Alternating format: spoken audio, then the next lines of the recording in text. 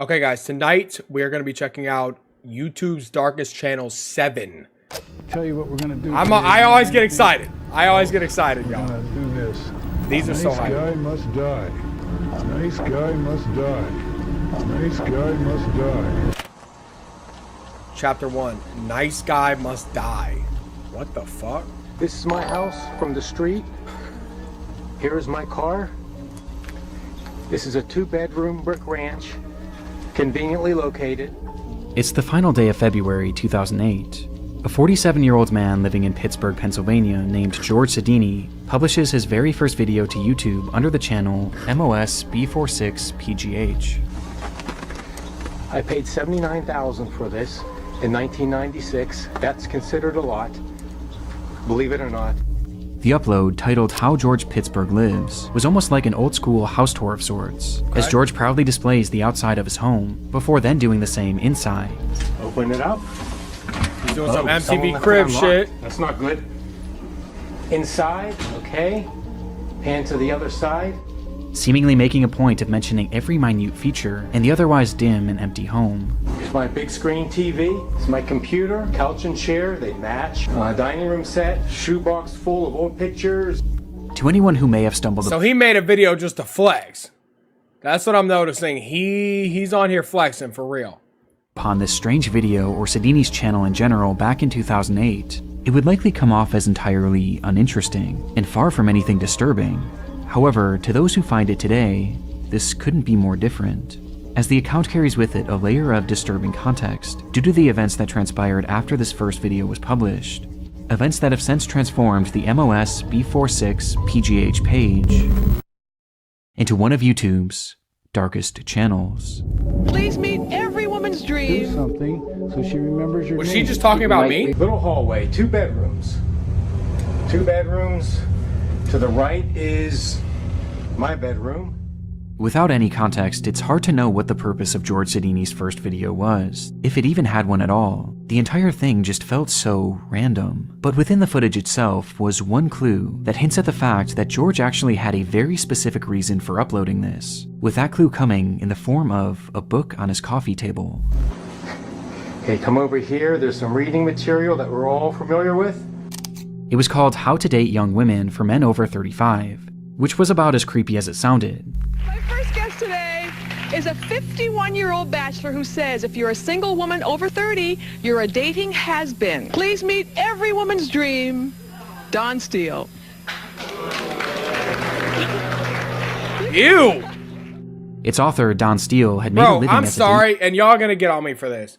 But if you're 50 dating someone like my age, like 24, 23, 25, that's some weird shit.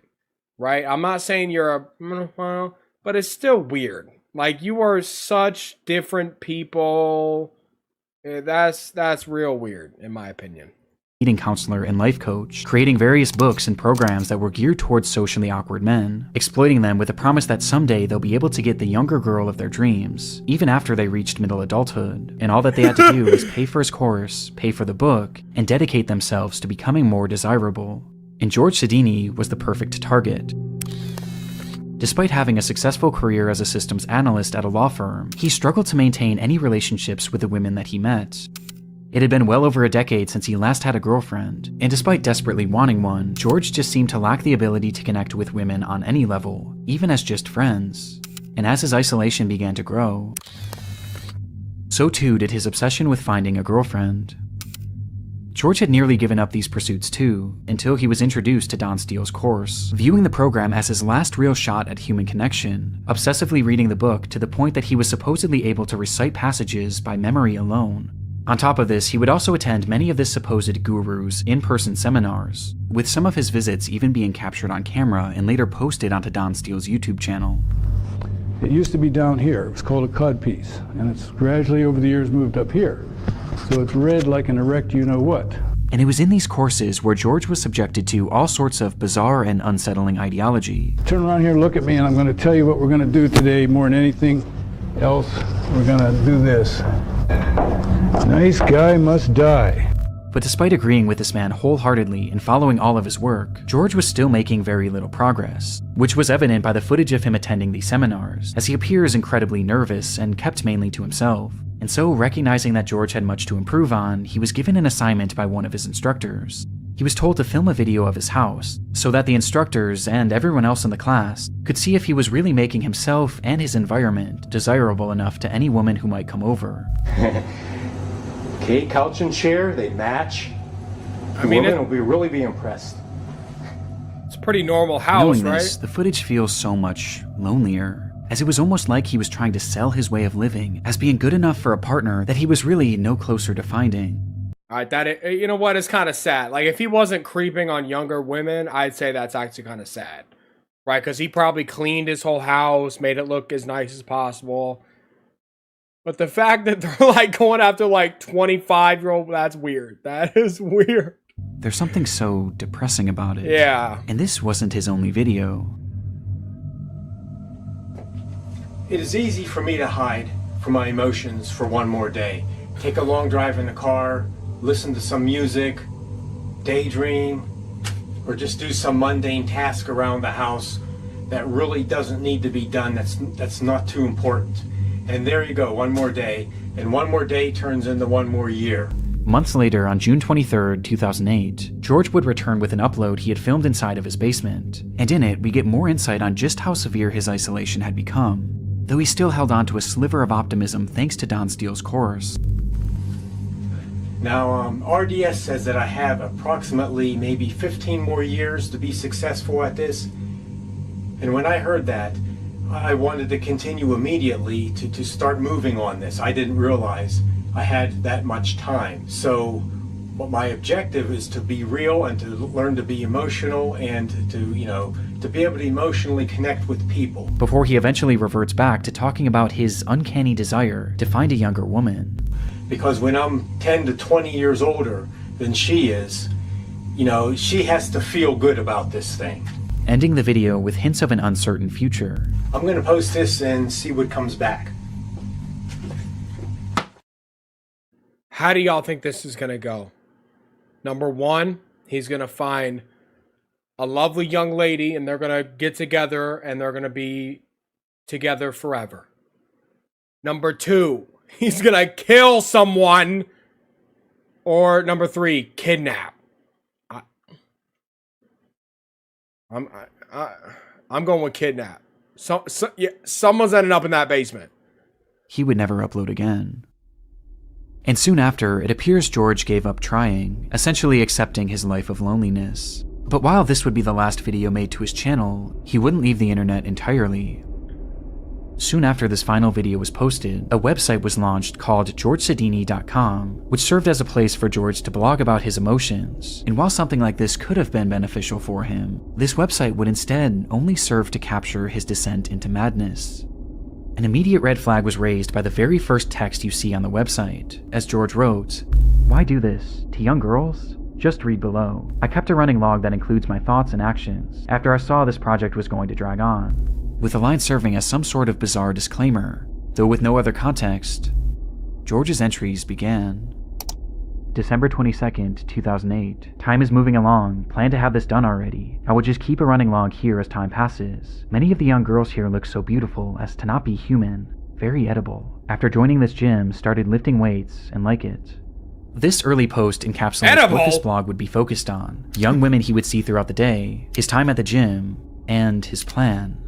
This plan was never expressly stated on the website, but it was something he obsessed over, mentioning it in every single one of his posts. Did anybody have cannibalism on the bingo card? Because that completely left my mind. Maybe he's talking about like, oh, I just want to eat you up.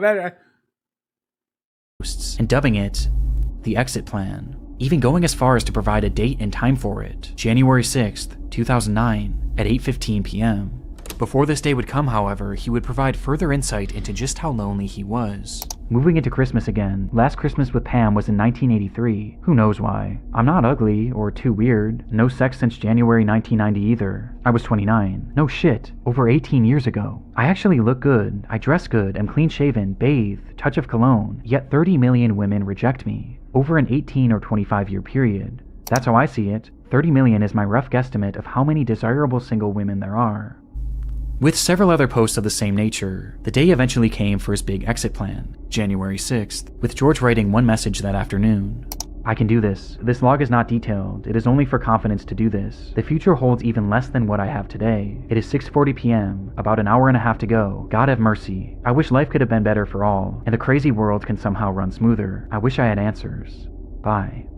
Despite this appearing to be his final post, George Shadini wasn't quite finished, as he would come back only hours later, writing simply, "It's 8:45 p.m. I chickened out. Shit. I brought the loaded guns, everything." Whatever George Shadini had been planning that day, it was clear that his exit plan was something incredibly disturbing, and based on his use of guns, plural, it was likely not just an exit plan for himself. Yeah. But thankfully, he didn't go through with it. In fact, he seemed to have dropped the plan entirely, as months would go by without any update to his blog. Though this wouldn't last, as in April of 2009, he began posting yet again, with these entries being even more disturbing. July 23rd, 2009. Wow, I just looked out my front window and saw a beautiful college-age girl leave the house across the street. Bro, I did not see his ass in the background at first. That scared the shit out of me, sorry. I guess he got a good lay today. College girls are hoes. I masturbate frequently. He is about 45 years old. She was long-haired, hot little hottie with a beautiful bod. I masturbate frequently. The strangest part of this entire website was, according to those he worked with and the neighbors, they all thought George was normal. A little off, sure, but it appeared that these disturbing thoughts and plans were kept solely in his blog, and solely in his mind. But on July 28th, 2009, this would all change. George had boarded a Port Authority bus that day and took a seat, carrying with him some sort of duffel bag, and as the ride commenced, he unzipped the bag and began to fiddle with something inside of it. An anonymous man sitting next to him noticed this, and curiously leaned over to see what he was doing. In George Shadini's hand was what appeared to be a grenade. The stunned passenger ran off at the next stop and immediately alerted the police, but bizarrely, nothing actually came of this. No explosions happened that day, and upon police eventually tracking down Shadini 2 days later, he was searched, but there was no sign of this supposed grenade, and the man who had reported this incident was unable to positively identify him. And so, George was released, allowing him to continue on with his day, and to continue on with his posting. August 3rd, 2009. I took off today, Monday, and tomorrow to practice my routine and make sure it was well polished. I need to work out every detail. There is only one shot. Also, I need to be completely immersed into something before I can be successful. I haven't had a drink since Friday at about 2:30. Total effort needed. Tomorrow is the big day. Last time I tried this in January, I chickened out. Let's see how this new approach works. Maybe soon, I will see God and Jesus. I don't know about This was God, the final update Jesus. made to GeorgeSadini.com, and unlike his previous attempt at carrying out this exit plan, this time, he didn't back out. On August 4th, 2009, George Shadini would enter an LA Fitness in Bridgeville, Pennsylvania, and walk directly into a woman's aerobics class, with a duffel bag in his hand. He then dropped his bag on the floor with a loud bang, before he closed the door and shut off all the lights. In a moment of darkness and confusion, one witness recalled that she felt the presence of someone who didn't belong there. Before total panic would ensue, everyone was just screaming so loud. At first, I didn't even think shots were being fired. It was so surreal. At that moment, George Shadini had brandished 2 guns from his bag and opened fire on the group of 30, all of whom were women, which was entirely the point. In that dark, cramped room, George would discharge his weapon 52 times, striking 12 different women and then himself. Of the injured, 49-year-old Elizabeth Gannon, 38-year-old Jody Billingsley, and 46-year-old Heidi Overmeyer would tragically lose their lives, while the others were left with permanent injuries, both physical and mental. Damn. It wasn't hard to find a motive. George had spelled it out right there in his blog. He desired women so much that his inability to ever gain a real connection with any of them turned his infatuation into pure hatred. And this is how he wanted to make them pay. And the ironic part is that this was all so avoidable, as these plans were heavily implied on his website, which had been publicly available online for roughly an entire year, yet no one cared enough about him to ever look. Damn. It is easy for me to hide from my emotions for one more day. Knowing what we know now, George's channel is highly disturbing, as it shows us a glimpse into a mind on the verge of completely snapping, and a last gasp attempt at achieving normalcy, by a person who would go on to become a monster when he didn't get what he wanted. Just everything I need. Well, that about sums it up. Hi guys, I am with... Sorry, but what a fucking loser. What a loser. You can't get any, so you're gonna go out and shoot and kill 3 women, injure 12. It's like, are you fucking serious? It's always the incels, man. Like, I'm sorry. It's like, it's not anybody in the world's fault except for yours that you don't get no action, bruh. For real. It's like, what? Oh. Lewis. Incels are fucking... I'm sorry. I think the most dangerous group of people in the world are incel men. I'm sorry. Because they fucking hate women. They will... I mean, they don't give a shit. Lord have mercy. If they all got a group together and started like a terrorist organization, it'd be a wrap. Mark Williams always dreamed of being a YouTuber. He had grown up watching parkour content on the site, becoming attached to both its many talented creators and the hobby itself, eventually becoming so inspired by it that he launched his own channel in 2019, at the age of just 15, with Mark hoping that someday this channel would make that dream of his come true. The page went by many names over the years, but eventually Mark would settle on the moniker Displace, and depending on who you ask, his videos were either extremely impressive or extremely irresponsible. They showed scenes of Mark high atop buildings, jumping rooftop to rooftop, climbing on massive abandoned cranes, and fleeing from security guards and the cops on more than a few occasions. Police are on the way already now. Yeah, they'll catch me then, won't they? They'll catch me then, won't they? Often seen with him was his younger brother, who he had grown incredibly close with, which was due in part to the fact that Mark was somewhat of a loner and didn't have many friends in his own personal life. Though according to his mother, this wasn't necessarily by choice, as she explained that he did desperately want friendship, and he was incredibly caring, he just had a habit of making the wrong friends, describing Mark as trusting to a fault. Mark's longing for camaraderie became especially apparent not long after the launch of Displace, as his brother slowly began appearing less and less in his videos, forcing him to do these free runs by himself, which he implied was something he didn't enjoy nearly as much. My brother, who was part of the channel, Ben, he's not now. I don't think he's coming back at all.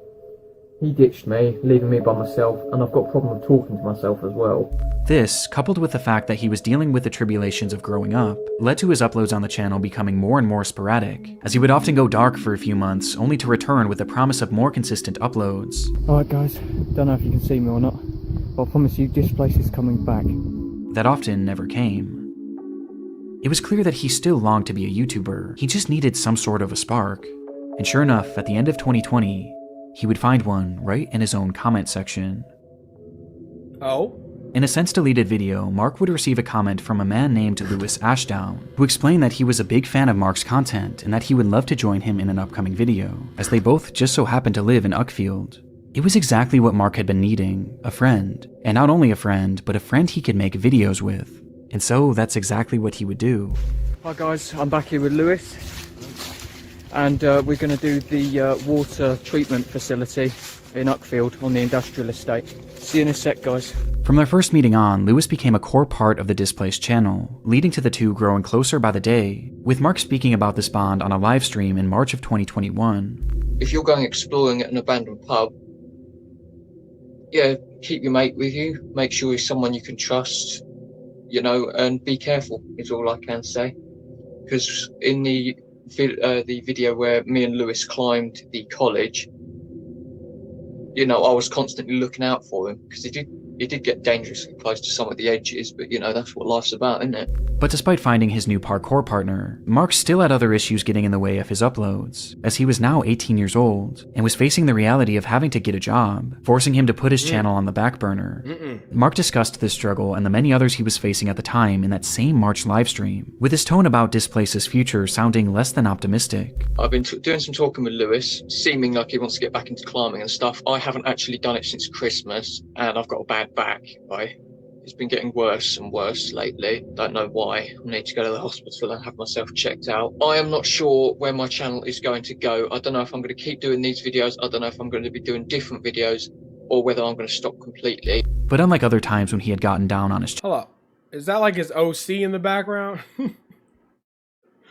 It's kind of tough. It's kind of tough. I fuck with it, bro. Also, I think y'all are right in the comments. I think this dude Josh, right? That's his friend's name. Something's gonna happen, bro. channel, this time he wasn't alone, and his friend Lewis was there to have his back as he pushed Mark to continue his work, even showing up in the comments of this livestream under the name Moral Unknown, where he went as far as to offer up a potential location that they could film their next video in order to get Mark re-inspired. We'll do Buxted Hotel first video back? And sure enough, just days later, the two would arrive at Buxted Hotel to begin filming yet another video. Hi guys, I am with Lewis. Just having a little drink. This would be their last on the Displaced channel, as not even 2 months after it was uploaded, both Mark Williams and Lewis Ashdown would vanish without a trace. What? Did they both like It was the waning hours of Saturday, May 29th, 2021. Mark met Lewis at the Maresfield Recreation Ground to have a few drinks and discuss their next potential video. Though once there, it was the drinks that took priority, and very quickly Mark had become intoxicated, leading to him calling his house to tell his aunt, who he had been living with, that he would be heading back now. On the call, his aunt could tell that he was drunk, but Lewis chimed in to assure her not to worry, telling her, "I'll get him home safe," which made his aunt feel slightly better. After all, it was only a short few-minute walk back to the house anyway. Instead, 12 hours would pass, and Mark still hadn't made it back, while Lewis himself also failed to arrive home. At some point during their short walk back, both boys had disappeared. They were reported as missing the very next morning, and the area they were last in was combed thoroughly, though very little was uncovered. Around them had been large pockets of forest and murky bodies of water, leading to some questioning if perhaps the boys had gotten lost, or even had fallen into the water. Though regardless of the theories, as a full 24 hours passed, many began to fear the worst, until something strange happened. Reports began pouring in from witnesses claiming to have seen Lewis. Some thought they saw him leaving a local pub the morning after he supposedly had gone missing, while others had seen him at a local movie theater, seemingly completely unaware that the whole town was looking for him. These sightings introduced the possibility that the boys were perhaps runaways, causing several pleas to be made throughout the press, begging them to come back home. They ran away together. They were secretly madly in love, and they eloped. That's my version of the story. Nice, happy, everybody's friendly story, right? Do I think that's gonna happen? No. But it would be the police who would find Lewis first, tracking him down at his friend named Liam Hansen's house. There, the cops fired off a barrage of questions, as they not only tried to get answers as to where the boys had been, but more importantly now, they needed to know where Mark was. Throughout all the sightings, it was only ever Lewis that had been spotted, and even now, after searching this friend's home, Mark wasn't there either. So where had Mark Williams gone? Well, Lewis himself offered very little, outright refusing to speak on the boys' whereabouts, but his friend Liam wasn't so quiet, as when he was questioned separately, he claimed to know exactly what had happened on the night of May 29th, 2021, the day in which both boys had disappeared. And he knew because Lewis had told him. According to the boy, the night that Lewis and Mark had met at the park, Lewis poured a cocktail for his friend, and then another, each one stronger than the last, causing Mark to become drunk almost immediately. Realizing he was drinking too much, Mark told Lewis that he had enough, but Lewis persisted, outright demanding that he keep drinking, leading to Mark begging Lewis to let him stop. At one point, Mark's pleas finally caused Lewis to back off, as the boy instead agreed to make him a non-alcoholic drink, only for him to fill the cup with even more liquor when Mark wasn't looking. By 11:30, Mark could barely stand, prompting him to make that phone call to his aunt, letting her know that he would be back soon. Meanwhile, Lewis had been so preoccupied with getting his friend drunk that he was still fairly sober at this point, and in his sober state, he promised Mark's aunt that he would get him home safe. Seconds after that phone call ended, Mark hunched over to vomit, which is precisely when Lewis pulled a large kitchen knife from his pocket and plunged it directly into Mark's back. Mark stumbled and asked Lewis to call him an ambulance, being unable to comprehend what had just happened, to which Lewis responded by laughing, before doing it again, and again, and again. What the fuck? Hold up, like, shit like that just blows my fucking mind. How are you a damn killer at, what, 21, 22? Younger? Dude, are you serious? You were bro's only friend, pretty much. Are people just born evil? Like, straight up. I feel like some people are literally demons in disguise. Dead serious. Not even like oh, you're just a bad person. I think some people are actually demons and can make themselves look like people. I'm being dead serious. Cause there's no fucking way. There's no way. Hold up, I dropped my headphones. Ugh. Keep going. This is what Lewis had told Liam in the days after the alleged attack, but as Liam recounted the story to the police, he made it clear that this wasn't just a tall tale, as he had actually seen it for himself. When Lewis had told him the story, he pulled out his phone and put it up to Liam's face, revealing that he had filmed the entire ordeal. And sure enough, when police searched Lewis's devices, they would find that footage, though it was far worse than they ever could have imagined. Damn.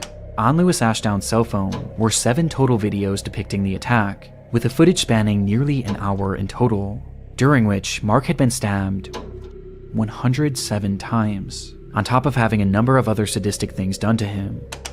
And all the while, it was said that Lewis was giggling manically. When asked about what he had seen in those recordings, Liam provided further detail on just how awful the attack was, recounting that he ripped Mark's eyes out. Proper psychotic stuff. I was going into shock. I was shocked how he came out with it. I wanted to run and tell someone.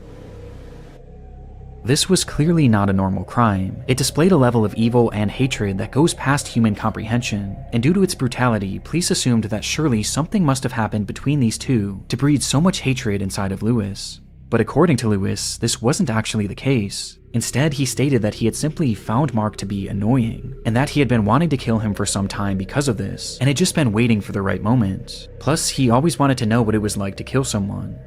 And that was it. That was his entire motive. Lewis Ashdown would be arrested the day he was found, and later sentenced to life in prison, with parole eligibility in 25 years, while Mark's body was found dumped in a nearby body of water, and eventually given a proper burial. Hi guys, I'm back here with Lewis, and we're going to do the water treatment facility. With this context, Mark's channel is utterly devastating. All he wanted was a friend to film videos with, but sure enough, as his mother had warned, he was trusting to a fault. If you're going exploring at an abandoned pub, yeah, keep your mate with you, make sure he's someone you can trust, you know, and be careful. Which brings us to a disturbing revelation. Just months before he would kill Mark, Lewis was the one that encouraged him to get back out there and film with him, and based on his testimony that he had been wanting to kill Mark for a long time, it makes it very clear that he was doing this not to be a good friend, but to get Mark alone in an isolated spot, so that he could carry out his plan. And adding more weight to this theory, when they visited the Buxted Hotel, which Lewis himself had suggested during the livestream, Mark was uncharacteristically drunk. Hi guys, I am with Lewis. Having a little drink. Okay, so we'll smash this after we smash these. Which was never really part of his channel before that upload. And Lewis was uncharacteristically nervous. We're going to do a couple more bangers. Can't tell you what they are in case anyone's watching that shouldn't be watching. Who's watching? Well, no, I mean watching the videos. Because yeah, I know that the police do watch my channel sometimes. Paranoid even of being caught by the cops, despite being totally unfazed in previous videos, where in some he was literally being chased by security guards. And coincidentally, by the end of this video, we get an indication as to why Lewis was so nervous.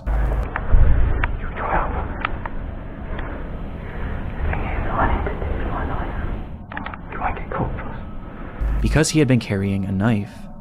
All this leads me to believe that that night, Lewis pushed Mark to film a video in an abandoned location, then got him drunk, and was going to carry through with the murder, before eventually backing out for unknown reasons. And all the while, Mark was completely unaware, never once suspecting that the man he had been filming with had secretly been plotting to kill him, and one day would actually go through with it.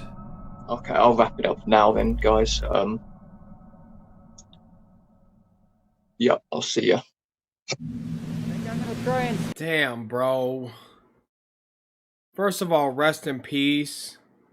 Second of all, like, you really can't trust anyone. You really can't.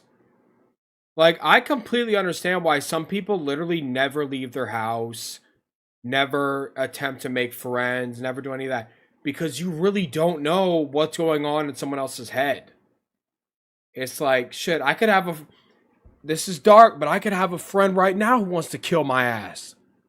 I wouldn't be surprised. Christina probably plotting my murder right now! I'm just being honest. Look at Turkey Man giggling. See? See? You can't trust... Nope. That's why we never doing a meetup. Because one of y'all gonna bring a gun. Shoot my ass. Please don't. Let's go. Stay on this side and go across. Well, this should be quite amusing. Enjoy. Joshua Brown. Joshua Brown started his YouTube channel back in 2010, a time when many individuals, including himself, used the site to upload random videos offering momentary glimpses into their lives. Joshua was in his mid-30s at the time and had recently finished serving in the Navy, before eventually settling down in Canton, Ohio, where he focused on his many passions. He loved driving, he loved technology, and he loved a little bit of danger. And soon, he became infatuated with a product that was essentially the sum of all three. Teslas. Oh. For Joshua, these electric vehicles were a technological marvel and the future of the automotive industry, and he dreamed of one day having one, with that dream eventually coming true in 2015 when he would purchase his very own Tesla Model S. I've always wanted a Tesla. All right, some of y'all gonna get on me, right? I don't fuck with Elon Musk. He's not the one really in charge of all this Tesla shit, but I kind of think some of them are cool. I don't know. I like see, there y'all go. There y'all go. I like the fact that they're electric. I think that's cool. I like how fast they go. I like the self-driving. I like all that shit. I kind of want the Tesla Plaids. They go... would eventually become his life and his YouTube channel's primary focus. He began uploading videos of his new car immediately, but rather than these focusing on the vehicle itself, it was its most controversial feature that interested him the most. Hell no, Psycho. No. Autopilot. The feature had become available for Tesla drivers in October of 2015, which is exactly when Joshua purchased his car and began uploading these videos showcasing its possibilities. It takes all the stress out of it. Get to your destination slightly slower, but hey, at least now you don't have to worry about anything. It's just let it go. He wanted to essentially be a pioneer, providing an overview of what self-driving was really all about, breaking down the specifics and showcasing a variety of unique situations that you might find yourself in if you were to use this driving mode yourself. This section in here is going to be very, very difficult for the car to handle. We're filming this just so that you can see scenarios where the car does not do well, so that you've got something to judge off of it when you're driving on your own. And he tried to make a point of doing so safely, as he never used the camera behind the wheel, and always had someone helping him to avoid any accidents. But despite his focus on safety, it was clear that he was pushing the capabilities of this brand new technology, as at this point it was still in its infancy, with one of the more glaring red flags being the placement of his hands. Here we are, stop and go traffic on 271, and geez, car's doing it all itself. When Joshua was shown driving, he hardly ever had his hands on the wheel, as he said he wanted to get the true experience of self-driving. This was something that Tesla had actually adamantly advised against, and even had visual and audible warnings if it detected that your hands were off the steering wheel. But Joshua seemed to find a workaround, as he instead used his legs to avoid tripping the sensor, while keeping his hands close by, ready to grab the wheel in case of an emergency. How I actually do it is so that it is really actually hands-free, is I keep my knees up, because the tack works pretty good, but I can still get my foot down to a brake, and just keep it like this, because you can react so quickly. It was clear that Joshua truly believed that this car that was driving him was safe, and this belief was only strengthened on April 5th of 2016.